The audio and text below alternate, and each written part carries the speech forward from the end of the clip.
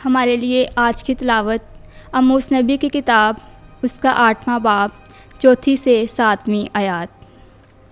ये बात सुनो, ऐ तुम जो मिस्कीनों को पमाल और मुल्क के मोहताजों को फना करते हो और कहते हो कि माह नू की पहली तारीख कब गुज़रेगी, कि हम रसद भेजें, और सब्बत का दिन कब ख़त्म होगा, कि हम गेहूं के खत्ते खोलें ताकि एफ़ा को छोटा करके और मिस्काल को बड़ा बनाकर फ़रेब के तराजू से दगाबाजी करके मिस्कीन को चांदी से और कंगाल को चप्पल के जोड़े से ख़रीद लें और गेहूं की फटकन तक भी फ़रोख्त करें। खुदावंद ने याकूब के फ़ख्र की कसम खाई है कि मैं उनके कामों में से किसी को भी ना भूलूँगा। पाक कलाम के पढ़े और सुने जाने पर खुदावंद की बरकत हो। खुदा का शुक्र हो।